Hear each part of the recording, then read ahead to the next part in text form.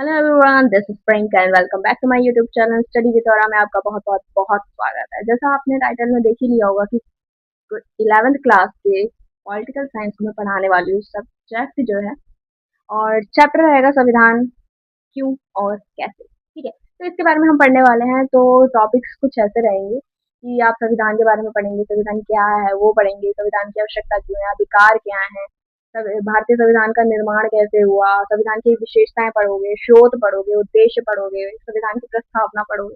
ये सारे टॉपिक है जो आप पढ़ने वाले हो। तो बिना किसी देरी के स्टार्ट करते हैं। चलो लेट्स गो। संविधान क्या है? सबसे पहला टॉपिक ये है कि संविधान क्या है। संविधान किसी देश का सर्वोच्च कानून होता है। ठीक है, यह सरकार की संरचना, शक्तियों, नागरिकों के अधिकारों और राज्यों के कार्यों को निर्धारित करता है। ठीक है, एक बुक है जिसमें पूरे देश का कानून, नियम, संरचना, शक्ति, नागरिकों के अधिकार, उनके कर्तव्य और किस नेता के पास कितनी शक्तियां रहेगी, क्या शक्तियां रहेगी, क्या सीमाएं रहेगी। ठीक है, वो सारी चीज संविधान में लिखी हुई है। ठीक है, अब एक परिभाषा के रूप में देखते हैं कि संविधान उन मूल नियमों एवं सिद्धांतों का संग्रह है जिनके आधार पर किसी देश का शासन संचालित होता है। ठीक है, समझ आ गया। नेक्स्ट टॉपिक है संविधान की आवश्यकता क्यों है। ऐसा क्वेश्चन आ सकता है कि संविधान की आवश्यकता क्यों है। तो आपको ये मतलब आंसर देना है कि समाज में विश्वास और समन्वय स्थापित करना। ठीक है, समाज में विभिन्न धर्म, जाति, भाषा और संस्कृति के लोग रहते हैं। ठीक है, हमारे भारत में जैसे रहते हैं। ठीक है, संविधान सभी को समान अधिकार देकर एकता बनाए रखता है। ठीक है, अब दूसरा है निर्णय लेने की शक्ति का निर्धारण। मतलब सरकार के पास कौन कौन से अंग होंगे, किसके पास कितनी शक्तियां होगी, निर्णय लेने की प्रक्रिया क्या होगी, वो भी संविधान में। इस वजह से संविधान की जरूरत है। ठीक है, आवश्यकता है सरकार की शक्तियों का नियंत्रण। ठीक है, संविधान सरकार को निरंकुश बनाने से रोकता है। ठीक है, समझ आ रही है। संविधान सरकार को निरंकुश बनाने से रोकता है, नागरिकों के अधिकार की रक्षा करता है। इसलिए हमें जरूरत है। समाज के उद्देश्य और आकांक्षाओं की पूर्ति के लिए जरूरत है। क्यों? क्योंकि इसका उद्देश्य, संविधान का उद्देश्य क्या रहता है? न्याय, स्वतंत्रता, समानता, बंधुत्व, लोकतंत्र। ठीक है, ये इसके उद्देश्य है। इस वजह से हमें जरूरी है संविधान, जरूरत है। नागरिकों को नागरिकों की मौलिक पहचान को व्यक्त करना। मतलब संविधान बताता है कि देश किन आदर्श और मूल्यों पर चलेगा। ठीक है, इन सब की वजह से हमें पता चलता है कि संविधान की आवश्यकता क्यों है, क्यों चाहिए एक देश को संविधान। ठीक है, संविधान के अधिकार क्या होते हैं कि संविधान का अधिकार तभी स्वीकार किया जाता है जब जनता उसे स्वीकार करे। ठीक है, जब संविधान लोकतांत्रिक तरीके से बनाया गया हो, जब सभी वर्गों की भागीदारी हो, जब संविधान न्यायपूर्ण और निष्पक्ष हो।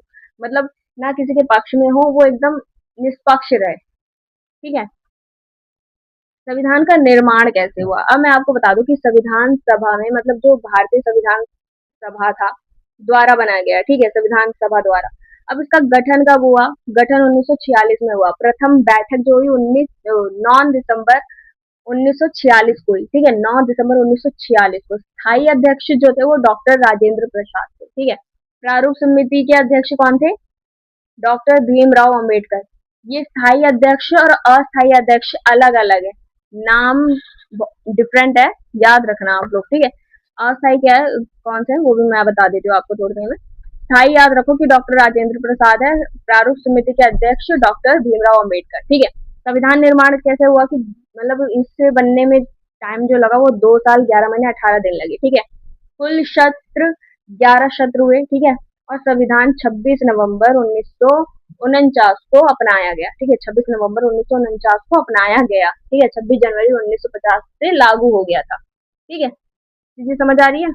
भारतीय संविधान की प्रमुख विशेषताएं क्या है कि भारतीय संविधान की सबसे पहली विशेषता यह है कि विश्व का सबसे बड़ा लिखित संविधान है। ठीक है, संप्रभु, समाजवादी, धर्मनिरपेक्ष, लोकतांत्रिक गणराज्य हमारे संविधान में है। ठीक है, संसदीय शासन प्रणाली भी हमारे संविधान में। संघीय व्यवस्था तथा मजबूत केंद्र कैसे रहेगी, क्या क्या चीजें रहेगी, वो भी संविधान में। मौलिक अधिकार जो नॉर्मल नागरिकों के लिए होता है, ठीक है, वो भी है। मौलिक कर्तव्य के भी बारे में आप आगे पढ़ोगे, वो चीज भी है कि नागरिकों के अधिकार क्या, अधिकार के साथ कर्तव्य क्या है, वो भी है। ठीक है, राज्य के नीति निर्देशक तत्व है। मौलिक कर्तव्य, देखा, मौलिक कर्तव्य है। स्वतंत्र न्यायपालिका, एकल नागरिकता, सार्वभौमिक वयस्क अधिकार, मतलब 18 साल के बाद कोई भी मतलब वोट दे सकता है, कोई भेदभाव नहीं रहेगा। तो ये सारी जो है संविधान की विशेषताएं। अब आ जाओ स्रोत पे। भारतीय संविधान में कई देशों के संविधानों से प्रावधान लिए गए हैं, ठीक है। किसी एक देश से लेके कोई चीजें नहीं ली गई है, कानून व्यवस्था नहीं ली गई है, सबसे अलग अलग ली गई है। अब मैं आपको बता दूं, ब्रिटेन से जो लिया गया वो संसदीय शासन प्रणाली और कानून का शासन लिया गया है, ठीक है। अमेरिका से लिया गया है मौलिक अधिकार और न्यायिक पूर्वालोकन, ठीक है।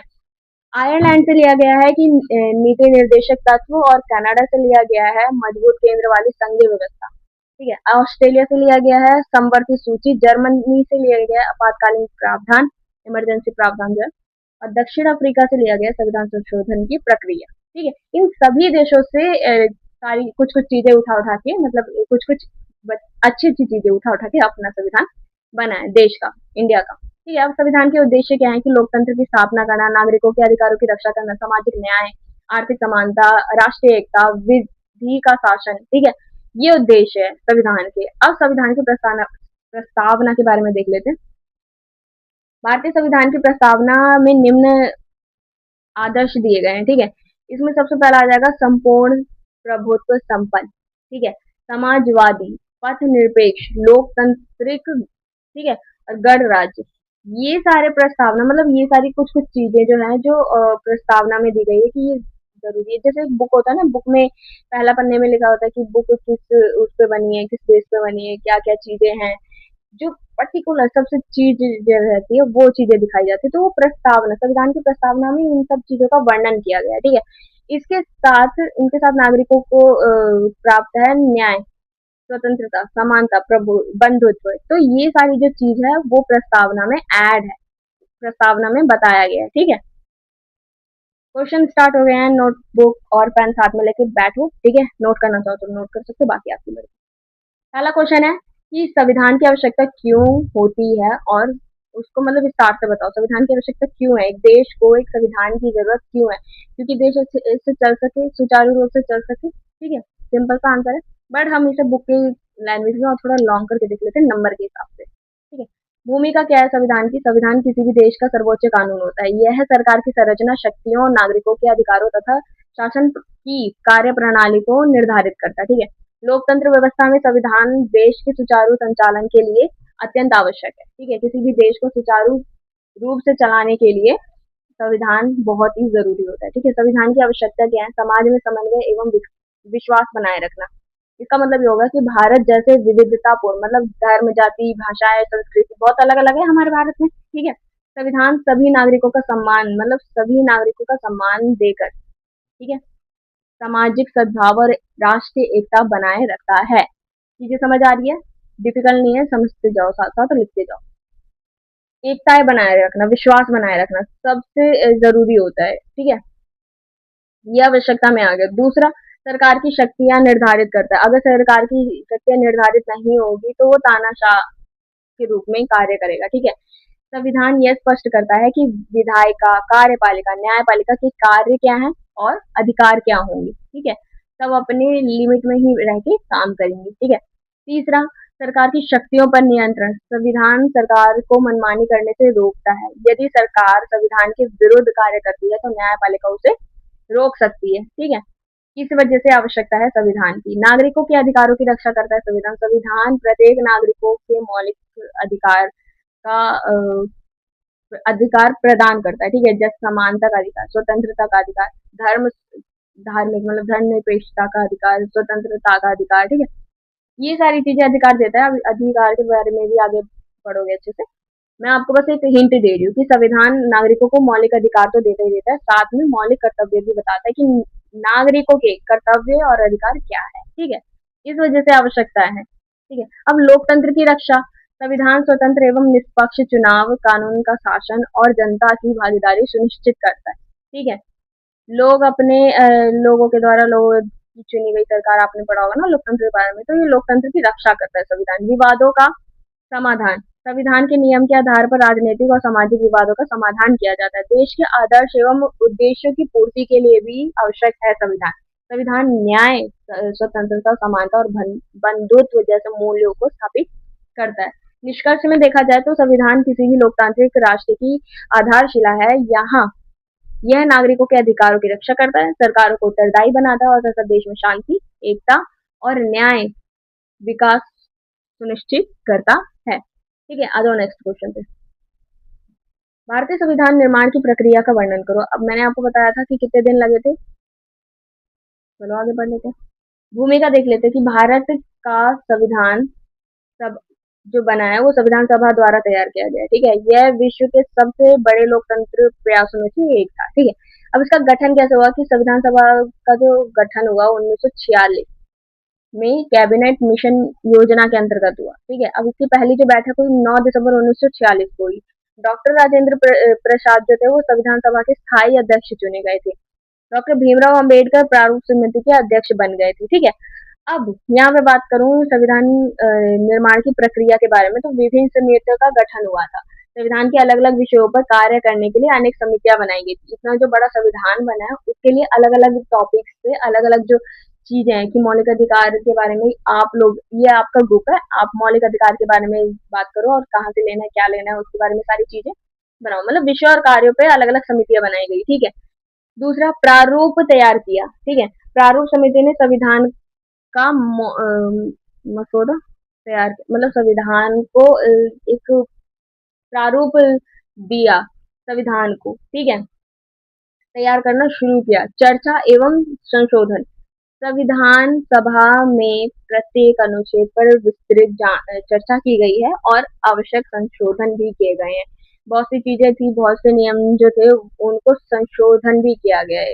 एग्जैक्टली बाहर के देशों से, जैसे मेरे को ये वाली चीज स्वतंत्रता वाली अच्छी लगी। ठीक है, मुझे किसी भी देश से ये वाली स्वतंत्रता वाला जो नियम है वो अच्छा लगा। ठीक है, बट उसमें क्या है, मुझे सकारात्मक और नकारात्मक स्वतंत्रता को समझना आना चाहिए, तभी मैं नागरिकों के लिए स्वतंत्रता के बारे डेफिनेशन अच्छे से समझा पाऊंगी। ठीक है, ये चीज मतलब संशोधन भी किए। ठीक है, विस्तृत चर्चा के बाद संविधान का अंगीकरण भी किया गया, मतलब 26 नवंबर 1949 को संविधान को स्वीकार किया गया और जो संविधान लागू हुआ है वो 26 जनवरी 1950 को संविधान लागू हुआ है। भारत एक लोकतांत्रिक गणराज्य बन गया। ठीक है, संविधान निर्माण में लगा समय आप लोगों को पता है कि 2 साल 11 महीने 18 दिन लगे। बिल्कुल बिल्कुल आसान है, 2 साल 11 महीने 18 दिन, 11 सत्र थे, 165 दिन तक बैठक हुई है। और निष्कर्ष देख लेते हैं। भारतीय संविधान व्यापक विचार विमर्श, लोकतांत्रिक प्रक्रिया और सभी वर्गों की भागीदारी का परिणाम है। ठीक है, नेक्स्ट क्वेश्चन देख लेते हैं। भारतीय संविधान की प्रमुख विशेषताओं की व्याख्या करनी है। जो भारतीय संविधान है वो विश्व का सबसे बड़ा लिखित संविधान है, आप लोगों को पता है। ठीक है, अब इसकी विशेषताएं क्या है, विशेषताएं आप ये सारी जोड़ सकते हो। एक तो पहली लाइन यही होगी कि लिखित संविधान है। ठीक है, कि विस्तृत है, लिखित है, पूरा अच्छे से समझाया गया है। इसमें शासन व्यवस्था संबंधित सभी महत्वपूर्ण प्रावधानों को लिखित रूप में दिए गए हैं कि कैसे क्या चीजें रहेगी। ठीक है, दूसरा संप्रभुत्व समाजवादी पथ निरपेक्ष और लोकतांत्रिक गणराज्य, कैसे क्या रहेगा। भारत स्वतंत्र है, सभी धर्मों का सम्मान करता है। ठीक है, लोकतंत्र व्यवस्था अपनाता है कि सभी धर्मों और सभी जाति संस्कृति सबका सम्मान करते हुए एक लोकतंत्र व्यवस्था बनाना, लोकतांत्रिक गणराज्य बनाना। ठीक है, तीसरा संसदीय शासन प्रणाली क्या हो जाएगी कि राष्ट्रपति संवैधानिक प्रमुख तथा प्रधानमंत्री वास्तविक कार्यपालिका का प्रमुख होता है। ठीक है, जैसे आप लोगों को राष्ट्रपति के कार्य पता है, नहीं पता, आगे हम पढ़ने वाले हैं, सारी चीजें बताते जाएंगे, फ्री माइंड से बस अभी पढ़ते जाओ। राष्ट्रपति जो होता है वो संवैधानिक का प्रमुख होता है। ठीक है, संवैधानिक पूरा भारत का जो होता है वो संवैधानिक प्रमुख होता है। बट प्रधानमंत्री जो होता है वास्तविक कार्यपालिका जो चला रहा होता है, कार्यपालिका जो केंद्र सरकार होते हैं उसका प्रमुख होता है। ठीक है, अब आ जाओ चौथे में कि संघीय व्यवस्था क्या होती है। संघीय व्यवस्था ये होती है कि इसमें दो चीज आती है, केंद्र और राज्य, केंद्र सरकार राज्य सरकार। ठीक है, इन दोनों के बीच की शक्तियां स्पष्ट विभाजन किया गया है कि राज्य सरकार की क्या शक्तियां और कार्य रहेंगे, ये सारी चीजें, और केंद्र की क्या रहेगी, ताकत, कार्य, शक्तियां, ये सारी चीज। ठीक है, मौलिक अधिकार है संविधान में। संविधान नागरिकों को समानता, शिक्षा का अधिकार, स्वतंत्रता का अधिकार, धर्म स्वतंत्रता जैसे अधिकार प्रदान करता है। ठीक है, ये विशेषता है। राज्य के नीति निर्देशक तत्व, ये सरकार को जन कल्याणकारी नीति बनाने की दिशा देता है। ठीक है, मौलिक कर्तव्य, संविधान नागरिकों के कर्तव्य का भी उल्लेख करता है कि नागरिकों की कर्तव्य क्या रहेंगे देश को लेकर, हमारे देश को लेकर कि क्या वो क्या कर सकते हैं। ठीक है, स्वतंत्र न्यायपालिका, न्यायपालिका संविधान की रक्षा करता है और नागरिकों के अधिकारों की सुरक्षा करता है। एकल नागरिकता, भारत में सभी नागरिकों को एक ही नागरिकता होती है, ठीक है। सार्वभौमिक व्यस्क मताधिकार मतलब 18 वर्ष या उससे अधिक की आयु के प्रत्येक नागरिक मतदान कर सकते हैं, ठीक है। तो इन सारे क्वेश्चन, इन सारे पॉइंट्स को देखकर हमें ये पता चलता है कि भारतीय संविधान एक मतलब जो है वो लोकतंत्र, समानता, न्याय और राष्ट्रीय एकता को सशक्त बनाता है, आधार बनाता है, एक अच्छा देश बनाने के निर्माण में भागीदारी निभाता है, ठीक है। नेक्स्ट क्वेश्चन देख लेते हैं। संविधान सभा की संरचना एवं कार्य के बारे में बताना है, मतलब संविधान का जो संविधान सभा है जिसमें संविधान बना है उसकी संरचना और कार्य दोनों बताने हैं। भूमिका क्या रही है कि संविधान सभा वह संस्था थी जिसने भारत का संविधान बनाया, ठीक है। संरचना कैसी थी कि 1946 में इसका गठन हुआ। प्रारंभिक सदस्य 379 थे, 89 थे, और विभाजन के बाद सदस्य 1999 हो गए, ठीक है। अब आ जाओ, इसका गठन 46, 379 और 299 विभाजन के बाद, मतलब जो आधे लोग थे पाकिस्तान जब चले गए थे तो 299 हो गए थे, ठीक है। अब प्रथम जो बैठक थी वो 9 दिसंबर 1946 को हुआ था। जो अध्यक्ष थे, स्थायी अध्यक्ष, ठीक है, वो डॉक्टर राजेंद्र प्रसाद थे और प्रारूप समिति के अध्यक्ष डॉक्टर भीमराव अंबेडकर थे। संविधान सभा के प्रमुख कार्य की बात करूँ तो संविधान का निर्माण करना, ठीक है। संविधान सभा इसीलिए ही बनाते थे, संविधान का निर्माण होता था, ठीक है। संविधान के प्रत्येक अनुच्छेद पर विचार विमर्श किया गया था और चर्चा करने के बाद अगर संशोधन की जरूरत पड़ी तो संशोधन भी किया गया था, ठीक है, आवश्यकता अनुसार, ठीक है। अब प्रत्येक अनुच्छेद पे विचार विमर्श किया, आवश्यकता पड़ने पर संशोधन किया, लोकतांत्रिक मूल्यों पर आधारित शासन व्यवस्था तैयार किया, नागरिकों के अधिकार एवं सरकार की शक्तियों का निर्धारण करना, राष्ट्रीय एकता एवं अखंडता को मजबूत करने वाला प्रावधान बनाया, ठीक है। निष्कर्ष ये निकलता है कि संविधान सभा ने गहन विचार विमर्श के बाद ऐसा संविधान बनाया जो आज भी भारत के लोकतंत्र की मजबूती की नींव है, ठीक है। लोकतंत्र को मजबूत बना रहा है संविधान, ठीक है। नेक्स्ट क्वेश्चन देख लेते हैं। संविधान सरकार की शक्तियों को कैसे सीमित करता है। जो संविधान है वो सरकार की शक्तियों को सीमित कैसे करता है वो बताना है। अब मैं आपको बता दूं कि लोकतंत्र में सरकार की असीमित शक्तियां नहीं दी जाती है, ठीक है, सीमित होती है शक्तियां, असीमित शक्तियां नहीं दी जाती। संविधान सरकार की शक्तियों पर नियंत्रण रखता है। अब उपाय, मतलब ये सारी चीजें थी, मतलब सरकार की शक्तियों को सीमित करने के उपाय क्या क्या है वो देख लेते हैं। शक्तियों का विभाजन कर रखा है संविधान ने कि विधायिका क्या करेगी, कार्यपालिका क्या करेगी, न्यायपालिका क्या करेगी, उनके बीच की शक्तियों का स्पष्ट विभाजन किया गया है, ठीक है। मौलिक अधिकार, जो सरकार ने नागरिकों को मौलिक अधिकार का उल्लंघन, मतलब जो संविधान है जो मौलिक अधिकार दिए है नागरिकों को उसका उल्लंघन नहीं करेगी सरकार, ठीक है। ये भी एक शक्ति पे रोक लगा दी है, ठीक। न्यायिक पूर्वालोकन क्या हो जाता है कि यदि कोई कानून संविधान के विरुद्ध है, यदि कोई कानून संविधान के विरुद्ध है तो न्यायपालिका उसे असंवैधानिक घोषित कर सकती है, ठीक है। संघीय व्यवस्था की बात करूं तो केंद्र और राज्य के बीच शक्तियों का विभाजन जो है वो सरकार को सीमित करता है, ठीक है, कि केंद्र के पास क्या शक्तियां रहेगी, राज्य के पास क्या शक्तियां रहेगी। स्वतंत्र एवं निष्पक्ष चुनाव है, सरकार जो है वो जनता के प्रति उत्तरदायी होती है क्योंकि उसे समय समय पर चुनाव का सामना करना पड़ता है, लोग चुनते हैं नेताओं को, ठीक है, सरकार को। यहीं पे कानून की बात करूँ तो कानून शासन जो है वो सरकार भी, मतलब जो सरकार है वो संविधान और कानून से ऊपर नहीं होती है, ठीक है।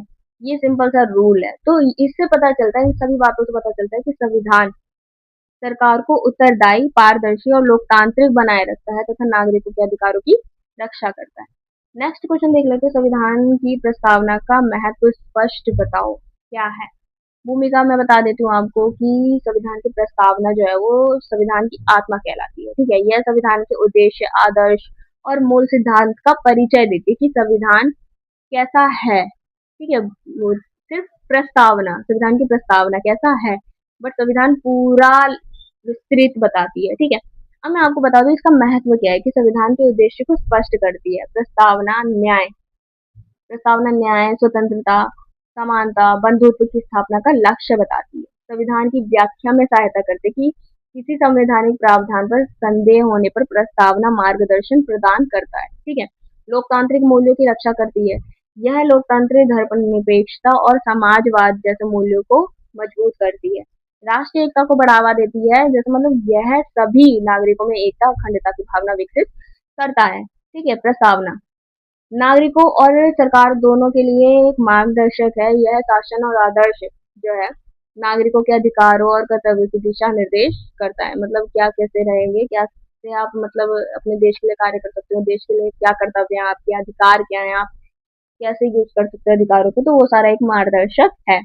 प्रस्तावना भारतीय संविधान की आत्मा है और भारत के लोकतांत्रिक स्वरूप का आधार प्रस्तुत करती है। ठीक है, और नेक्स्ट क्वेश्चन पे, भारतीय संविधान को विश्व का सर्वश्रेष्ठ संविधान क्यों कहा गया है?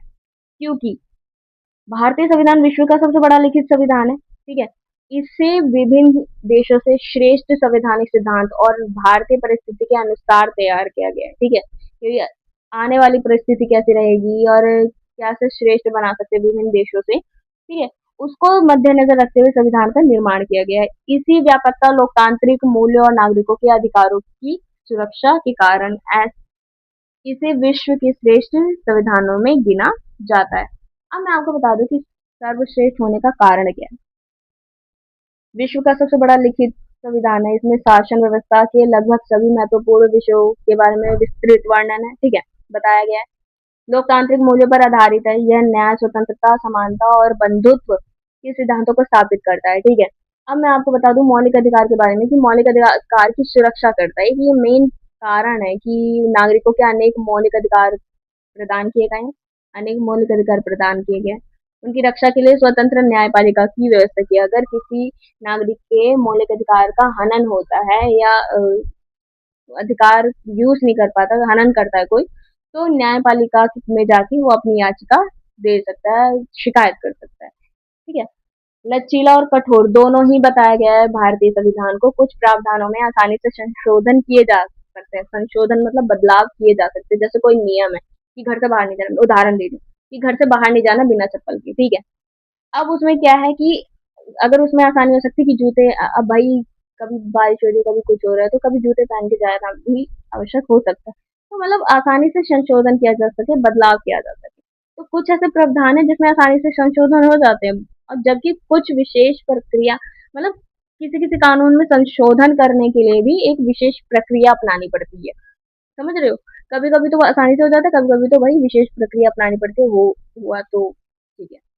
संघीय व्यवस्था एवं मजबूत केंद्र के बारे में बात करूँ तो इससे राष्ट्रीय एकता बनी रहती है और राज्यों को भी प्राप्त अधिकार मिलते हैं। ठीक है, अब स्वतंत्र न्यायपालिका की बात करूँ तो न्यायपालिका संविधान की सर्वोच्च संरक्षक है, मतलब रक्षा करती है और संविधान के विरुद्ध किसी भी कानून को निरस्त कर सकती है। ठीक है, विविधता के में एकता के बारे में बात करूँ तो भारत जैसे बहुभाषी, बहुधार्मिक, बहुसंस्कृति देश के लिए ये संविधान सभी नागरिकों को समान अवसर और अधिकार प्रदान करती है। ठीक है, जन कल्याण दृष्टिकोण देती है कि राज्य के नीति निर्देशक तत्व सरकार को सामाजिक एवं आर्थिक न्याय स्थापित करने की दिशा देती है। ठीक है, निष्कर्ष ये निकलता है कि भारतीय संविधान लोकतंत्र, सामाजिक न्याय, मानव अधिकारों की रक्षा, राष्ट्रीय एकता और जन कल्याण के आदर्श पर आधारित है। ठीक है, यही कारण है कि इसे विश्व का सबसे उत्कृष्ट और प्रभावशाली संविधानों में से एक माना जाता है। ठीक है, इस क्वेश्चन के साथ स्टडी विद लेता है आपसे विदा। तब तक के लिए be happy, stay safe, stay healthy बच्चों, बाय।